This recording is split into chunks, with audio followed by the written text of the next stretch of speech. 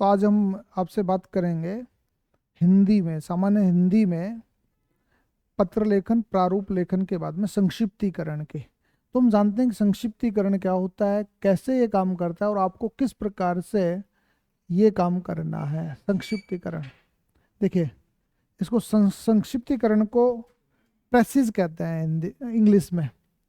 Precious, precious आपने सुना होगा, या कंसाइज कहते हैं, कंसाइज, या फिर हम कहें प्रेसिज को ब्रीफ कहते हैं, ब्रीफ, या कहे समरी, इसको समरी कहा जाता है, समरी।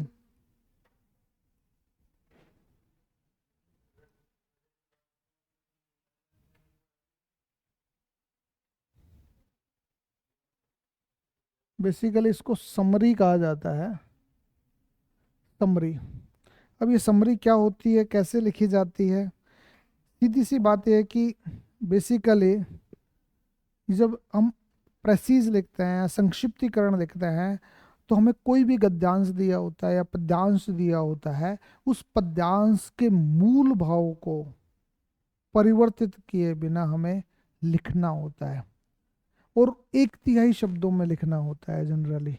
जैसे मान लीजिए आप क्या करके आते हैं कि वहां तो आपको लगता है छोटा सा, और उसका भी छोटा करके आ जाते हैं आप।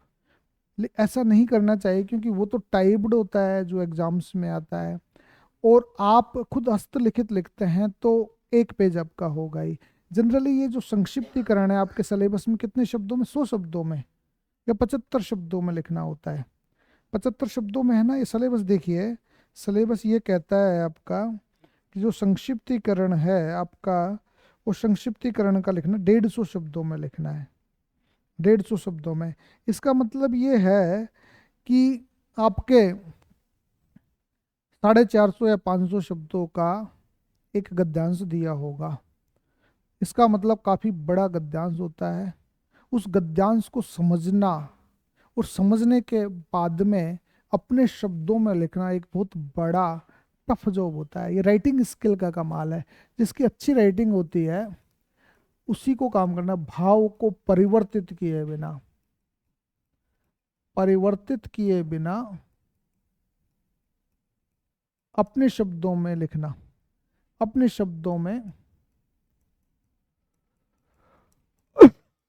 संक्षिप्त लिखना। ध्यान रखिएगा, संक्षिप्त लिखना ये एक बहुत बड़ी बात है। पहली बात तो ये होती है कि हमें संक्षिप्तीकरण लिखते समय क्या करना है।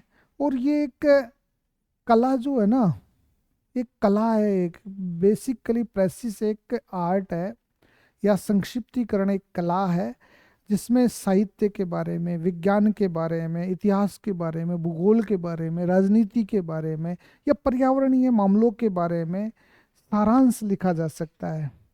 मतलब अलग अलग विषयों में आ सकता है, और ऐसा सारांश लिखना है कि जो आसानी से समझ में आ सके। जो गद्यांश दिया है या पद्यांश दिया है उसका भाव आपने परिवर्तित किए बिना उत्तर लिख दिया हो, ऐसे शब्दों को देखना है।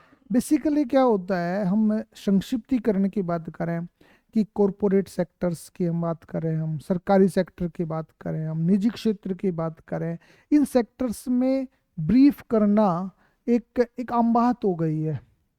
कहते हैं कि जैसे मान लीजिए हम मीटिंग्स में जा रहे हैं, तो मीटिंग्स में जा रहे हैं तो हमारे जो अ, अधीनस्थ कार्मिक हैं, सबॉर्डिनेट्स हैं, जो क्लर्क भी हो सकते हैं, जो पीए भी हो सकते हैं, जो हमारे ऑफिसर्स भी हो सकते हैं, वो हमें ब्रीफ करते हैं कि सब आप इस आधार पे दे दीजिए, क्योंकि फील्ड की जानकारी उनको होती है। तो फील्ड की जानकारी जो फील्ड ऑफिसर्स होते हैं वो हमें ब्रीफ करते हैं। फिर उस ब्रीफ के आधार पे हम कलेक्टर्स को ब्रीफ करते हैं। जैसे मान लीजिए चीफ सेक्रेटरी की मीटिंग हुई, तो कलेक्टर हमारे विभाग का प्रतिनिधित्व कर रहा है, तो कलेक्टर को हम ब्रीफ करेंगे। कलेक्टर के बाद में कलेक्टर क्या करेगा, चीफ सेक्रेटरी को ब्रीफ करेगा। चीफ सेक्रेटरी चीफ मिनिस्टर को ब्रीफ करेगा। तो ये ब्रीफ का सिस्टम यूँ समझिए बहुत चलन में है, और प्राइवेट सेक्टर्स में तो ब्रीफ करना एक अच्छा माना जाता है।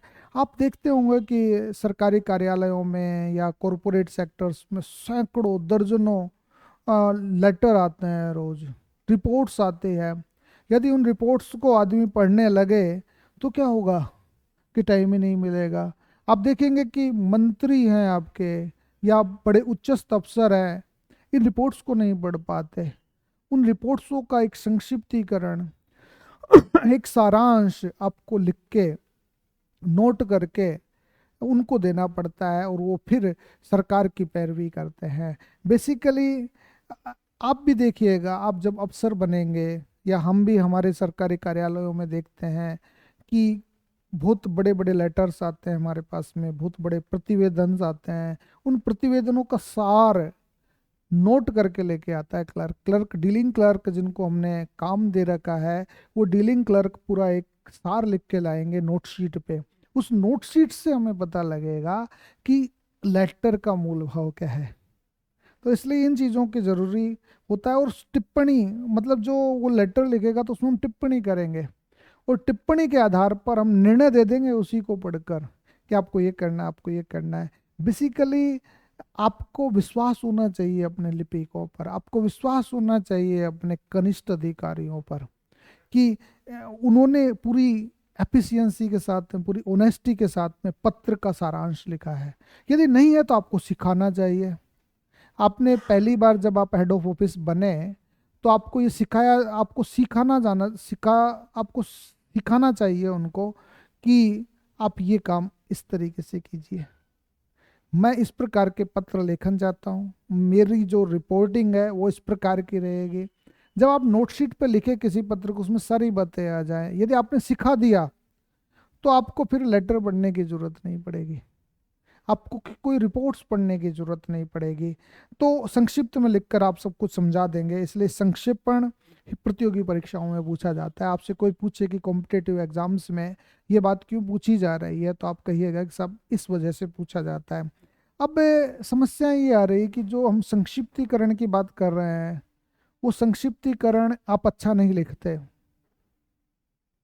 आपकी स्थितियां यह है कि आप कट कॉपी पेस्ट करते हैं, या आप ऐसा करते हैं कुछ हटा देते हैं, कुछ घटा देते हैं और सीधा लिख देते हैं। कभी कभार क्या होता है कि आप मूल भाव को जानते नहीं हैं और आप अपनी मर्जी से बनाकर लिख के आ जाते हैं।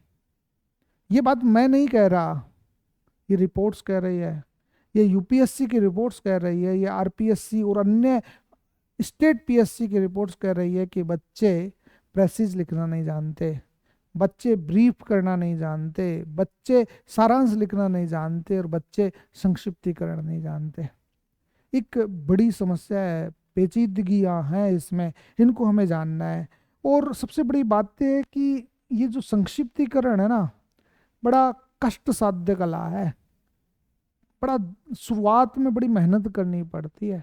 जिसको आप आसान समझ रहे हैं ना कि कट कॉपी पेस्ट करके कराएंगे, ये बड़ा आपको दुख देता है, रंज देता है। यदि आप वास्तव में संक्षिप्तीकरण के बारे में जानते हो तो आपको लगेगा कि यार मैंने तो ये छोड़ दिया, मुझे ये छोड़ना नहीं चाहिए था। आप कहेंगे ये मैंने अनावश्यक लिख दिया, मुझे नहीं लिखना चाहिए था। ये चीजें बताती है। आपने वाक्य शुद्धि पढ़ी होगी, आपने शब्द शुद्धि शुद्धि पढ़ी होगी, अपने मुहावरे और लोकोक्तियों का प्रयोग किया होगा, जिसमें गागर में सागर भरने का आपने प्रयास किया होगा। यदि ऐसा गागर में सागर आप संक्षिप्तीकरण में कर देते हैं तो आपको अच्छे नंबर मिलने की संभावना है। बेसिकली हमारी स्थिति है कि एकेडमिक स्तर से किया जाना चाहिए था। जब हम एकेडमिक स्तर पर पढ़ते थे तो हमारे शिक्षक कहते थे कि इसको यहाँ से कट कर दो, वहाँ से हटा दो, इसको यूं क्यों कर दीजिए। स्कूलों में ऐसी स्थिति आती, कॉलेजों में तो सवाल ही नहीं उठता कि संक्षिप्तीकरण बताए। खेद का विषय है हमारे लिए, जो हमें दुख होता है कि आज हम संक्षिप्तीकरण भी नहीं कर पा रहे हैं। तो ये बड़ी दिक्कतें हैं। तो सबसे बड़ी बात यह है कि संक्षिप्तीकरण के लिए आपको क्या करना चाहिए, कि सबसे पहली बात तो ये है कि आपको भाव है ना, मूल भाव को परिवर्तित किए बिना 1/3 शब्दों में लिखने का प्रयास करना चाहिए। दूसरी बात, ये जो रचना है आपकी मौलिक रचना होनी चाहिए। ध्यान रखिएगा, कम शब्दों में मौलिक रचना हो, कम शब्दों में मौलिक रचना हो, कट कॉपी पेस्ट नहीं होना चाहिए। जो आपका ने आपके जो संक्षिप्तीकरण आया है, वो संक्षिप्तीकरण क्या हो, ऐसा ही हूबहू न टेप दिया जाए, ऐसी व्यवस्थाएं नहीं होनी चाहिए। और ऐसी शैली डेवलप कीजिए जिसमें सारी चीजें हम लिख सकें। दूसरी हम बात करेंगे, भाषा सरल हो, प्रभावपूर्ण हो और स्पष्ट हो। भाषा क्या होनी चाहिए? सरल होनी चाहिए, लिखते ही नहीं हो आप, है स्पष्ट होनी चाहिए, क्लियर आप क्या कहना चाहते हैं वो प्रभावी हो। सरल, संक्षिप्त, स्पष्ट और प्रभावी, इसी की तो मांग करते हैं। भाषा सरल, संक्षिप्त भी लिख लीजिए, वैसे तो लिख चुके हैं वो ऊपर। बोलो, एग्जामिनर यही तो मांग करता है। ये चार चीजें यदि आपकी बहुत अच्छी है तो आप मेंस में कोई भी आपको रोक नहीं सकता। मैंने एक दिन भी बताया था आपको कि यदि आपको टॉप रैंक लानी है तो तीन चीजों की जरूरत है। क्या जरूरत है? प्रासंगिकता, वस्तुनिष्ठता और सारगर्भितता, संक्षिप्तता जिसे हम कहते हैं, ब्रीफ। ये तीन चीजें आप में है तो आप क्या करेंगे, एग्जाम्स में कोई सा भी एग्जाम्स क्रैक कर सकते हैं और अच्छी रैंक के साथ क्रैक कर सकते हैं।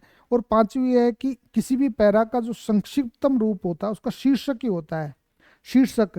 तो शीर्षक आप जरूर दें, शीर्षक, इसको बोलते हैं टाइटल, अवश्य दें। आपसे कोई पूछा जाए या न पूछा जाए, आपको टाइटल देना है और टाइटल के नीचे अंडरलाइन लिख देना है। जैसे आप लिखते हैं शीर्षक में, शीर्षक लिखने की जरूरत नहीं है, वहाँ लिखना है समय का महत्व है। आपको बीचों बीच ऐसे लिखना है, मान लो कोई लिखना है तो समय का महत्व है ऐसा, और ये अंडरलाइन खींच देनी है, ऐसे अंडरलाइन आपको खींचनी पड़ेगी। तो इससे ये पता लग जाएगा कि आपने क्रक्ष को समझ लिया है, आपने सार को समझ लिया है, आपने संक्षिप्तीकरण को समझ लिया है। और बात यह कि संक्षिप्तीकरण जो हो, इससे पाठक जो पढ़ने वाला होगा अनुमान लगा लेगा। बेसिकली जो आपने शीर्षक दिया है उससे पाठक, एग्जामिनर, परीक्षक ये पता लगा लेगा कि आपने क्या समझा है और आप इसमें क्या डालने वाले हो। जो शीर्षक डाला है उसके अकॉर्डिंग आपके भाव होने चाहिए, है ना।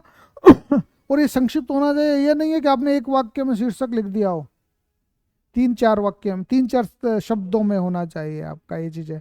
आप संक्षेपण करें तो वाक्य को ज्यों का त्यों न लिखें, ध्यान लिखिएगा। जब संक्षिप्त मन में जब वाक्य लिखे, जो का त्यों न लिखने का प्रयास करें, जो आपका गद्यांश में दिया गया हो। और एक बार पढ़े अवश्य। आप क्या करते हैं, डायरेक्ट लिखना शुरू कर देते हैं। एक बार पढ़े और पढ़ने के बाद में तय करें कि हमें क्या करना है। बेसिकली इसमें क्या होता है कि जब इसमें एक शब्द, जैसे मान लीजिए कोई वाक्यांश है, उसको दे रखा है तो उसको एक शब्द में बदले, संक्षिप्त में एक शब्द में बदले, 1 वर्ड में, है ना, ये काम करें। दूसरा काम क्या करें आप, अनावश्यक शब्दों का, अनावश्यक अलंकारों का को हटाएं। अनावश्यक अलंकारों को हटा दिया आपने।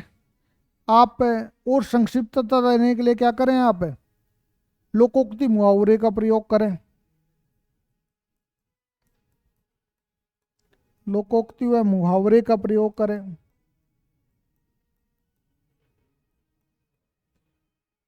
प्रयोग करें।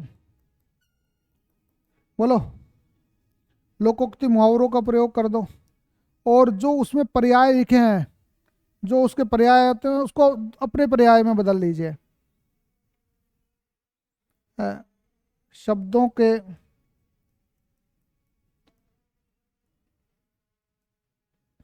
पर्याय में बदलिए। इससे क्या होगा कि आपकी ग्रामर की बातें पता लग जाएगी। दूसरा क्या होगा आपका, अन्य पुरुष में लिखने का प्रयास करें। अन्य पुरुष में, थर्ड पर्सन में लिखें। ये 5 चीजें आप में होनी चाहिए, ये 5 चीजें। इससे क्या आ जाएगी, देखिए, अनावश्यक अलंकारों को हटाएं, इससे वाक्य शुद्धि होगी आपके, है ना। और सरल, स्पष्ट तथा संक्षिप्त हो जाएगा आपका। बोलो, लोकोक्ति मुहावरे का प्रयोग करने से संक्षिप्त हो जाएगा ये, बोलिए। एक शब्द लिखने से क्या होगा, वन वर्ड लिखने से वो संक्षिप्त हो जाएगा, वो संक्षिप्त हो जाएगा। तीसरा है आपका पर्याय में बदलिए। जैसे मान लीजिए वहां समान लिखा हुआ है तो आपने बराबर लिख दिया, तो उससे क्या होगा कि भाव भी नहीं बदला और आपने उत्तर भी दे दिया। बोलिए समझ में आया कि नहीं आया, है ना। पर्याय में बदलिए मतलब भाव बदले बिना मौलिकता, बोलिए मौलिकता, मौलिकता आई कि नहीं आई, स्वाभाविकता आई कि नहीं आई इससे।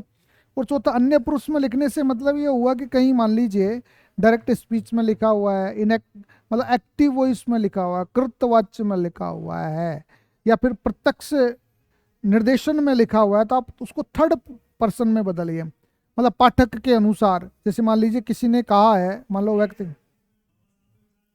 हाँ हाँ डॉक्टर भीमराव अंबेडकर के अनुसार, है ना। पर इसमें वो डॉक्टर भीमराव अंबेडकर नहीं कहना उसमें उसमें नहीं कहना। आपको तो ये कहना है कि मान लीजिए पाठक ने कोई उद्धरण दिया है, कोई वाक्य है उसका, उसको एक वाक्य में लिखना है, 3-4 वाक्य को, तो आप लिख देना है कि लेखक के अनुसार, लेखक की मान्यता है कि, लेखक का विचार है कि, उसको एक लाइन में आपने परिवर्तित कर दिया। ऐसे आपको लिखना है। तो ये 5 चीजों को लिखिए। और कोई यूं कहता है मुझसे कि साहब ग्रामर तो खूब याद है लेकिन अभिव्यक्त नहीं कर पा रहा, एक्सप्रेशन पोर्शन में मुझे नंबर नहीं मिल रहे, तो ये समझ जाइए कि उसने ग्रामर पढ़ा ही नहीं, उसने ग्रामर को जाना ही नहीं। यदि वो जानता है, क्योंकि इसमें देखिए वन वर्ड आ रहा है, बोलिए वाक्यांश के लिए एक शब्द, इसमें आपके पर्याय आ रहे हैं, इसमें थर्ड पर्सन में लिखने की बात आ रही है, इसमें अनावश्यक और लोकोक्ति मुहावरों का प्रयोग आ रहा है। तो जो व्यक्ति ग्रामर को अच्छी तरीके से समझता हो वही तो लिख सकता है इसमें, बोलिए वही लिख सकता है कि नहीं लिख सकता। ये बातें आपको समझ आ गई। अब हमें क्या करना चाहिए, अब गद्यांश या पद्यांश की हम बात कर रहे हैं, उनको जानना है तो कैसे करेंगे हम। उनको जानने के लिए हमें बेसिकली क्या करना पड़ेगा, अब दैनिक भास्कर, राजस्थान पत्रिका, जो भी डेली न्यूज़पेपर्स आते हैं उनका आप संक्षिप्तीकरण करने का प्रयास कीजिए। जैसे मान लीजिए आप राजस्थान पत्रिका या दैनिक भास्कर, दैनिक भास्कर छोटा सा आता है जो आपके लिए उपयुक्त भी रहेगा। दैनिक भास्कर का जो एडिटोरियल आता है यहाँ पर आता है, और नीचे वो मेहता जी का लेख आता है, बोलिए ये चीजें आती है आपकी, है ना। तो यहाँ पर जो दैनिक भास्कर का है इसका संक्षिप्तीकरण करके लेके आई है। और उन्होंने जो भी लिखा है ना, जो भी लिखा है उसको संक्षिप्त, उनका भी शीर्षक होता है, उनके शीर्षक के विपरीत आप शीर्षक देने का प्रयास कीजिए, कोई दूसरा आप जो समझे हैं उसके अनुसार लिखिएगा। सुदीप मेहता जी का वो आता है, सुदेश मेहता जी का जो मोटिवेशनल बातें आती है, धार्मिकता से ओतप्रोत नैतिकता से जुड़े हुए, उन पर आप एक संक्षिप्तीकरण लिखने का प्रयास कीजिए। आप इंग्लिश के जो पेपर्स हैं हमारे, इंग्लिश के पेपर्स में जो टाइम्स ऑफ इंडिया आता है या दैनिक हिंदुस्तान, वो मतलब द हिंदू आता है या फिर हिंदुस्तान टाइम्स आता है, इन अखबारों का क्या कीजिए, उनका भी आप अंग्रेजी में प्रेसीज लिखने का प्रयास कीजिए, क्योंकि अंग्रेजी में भी इसी प्रकार के आते हैं। यदि आप हिंदी और इंग्लिश को एक साथ लेकर चलेंगे तो आपकी समझ हो जाएगी। बोलो समझ में आया कि नहीं आया, बैठा कि नहीं बैठा, बैठ गया होगा। अब बैठ गया होगा तो हम इन चीज़ों को आप समझ लेंगे, इन चीज़ों को समझ लेंगे तो हमें क्या करना चाहिए कि आप लिखते तो बहुत सारे हैं, और लिखते बहुत सारे हैं तो हमें क्या चीज़ें देखनी है, कैसे देखनी है, एक उदाहरण देखना है हमें। एक आपको ऐसा करना है कि कल से ही दैनिक भास्कर का या हिंदू अखबार का, कोई इंग्लिश दैनिक का अखबार का एक प्रेसीज राइटिंग और संक्षिप्तीकरण मुझे रोज लेकर आओगे तो और बहुत अच्छा रहेगा। यदि आप कोशिश करने जाइए, वास्तव में यदि आप कुछ करना चाहते हैं तो देखिए, एक प्रेसीज में देता हूँ, छोटी सी प्रेसी है, उस प्रेसीज को आप सुन लीजिए। आधुनिक जीवन में समाज और राष्ट्र के स्तर पर समाचार पत्रों का बहुत विशिष्ट और ऊंचा स्थान है। देखिए, ये लाइन का यदि हमें करना है तो हम किस प्रकार से करेंगे, है ना। समाचार पत्र मानो अपने देश की सभ्यता, संस्कृति और शक्ति के मानदंड बन गए हैं। जिस देश में जितने अच्छे और जितने अधिक समाचार पत्र होते हैं, वह देश उतना ही उन्नत और प्रभावशाली होता है। बहुत से क्षेत्रों में जो काम समाचार पत्र कर जाते हैं, वे बड़ी सेनाएं तथा बड़े बड़े राजनीतिज्ञ भी नहीं कर पाते। समाचार पत्र तो एक और जनता का मत सरकार तक पहुंचाते हैं और दूसरी ओर सुदृढ़ तथा संतुष्ट लोकमत तैयार करते हैं। देश को सभी प्रकार से सजग रखने में समाचार पत्रों की अहम भूमिका है और इसके मुकाबले कोई अन्य माध्यम इतना सशक्त नहीं कहा जा सकता। अब देखिएगा, इसमें अनावश्यक तो नहीं हुआ, तो इसमें शीर्षक क्या होगा आपका? समाचार पत्रों का महत्व, समाचार पत्रों का भूमिका, समाचार पत्रों की महिमा, जो भी कुछ आप डालेंगे वो डाल दीजिए। अब इसमें देखो, हमने प्रेसिज किया है, छोटा सा लिखा, समाचार पत्रों का देश व समाज में बड़ा महत्व है। और इसमें विशिष्ट और ऊंचा को हमने क्या कर दिया, बड़ा महत्व है, क्योंकि हम महत्व लिख रहे हैं तो यहाँ महत्व लिखना जरूरी होगा। ठीक है। दूसरा हमने लिखा कि ये संस्कृति सभ्यता मानो ये बन गए हैं, तो हमने इसमें लिखा राष्ट्र की सभ्यता, संस्कृति तथा शक्ति का मापदंड, मतलब समाचार पत्र की जगह हम लिख देंगे ये राष्ट्र की सभ्यता, संस्कृति और शक्ति का मानदंड होते हैं। ये सुदृढ़ लोकमत तैयार करने में सशक्त साधन है। ये सरकार पर नियंत्रण रखते हैं और देश को सजग और सजीव बनाए रखते हैं। 3 बात हो गई इसमें, बोलिए। अब इसके लिए मुझे कोई स्पेसिफिक बताने की जरूरत पड़ेगी क्या? मेरे हिसाब से तो नहीं पड़ेगी। ये तो था हमारा क्या बोलते हैं, संक्षिप्तीकरण। इसका हिंदी और अंग्रेजी दोनों माध्यमों में आपने देखा, तो इसको देखिएगा, आपको कैसा लगा जरूर बताइएगा।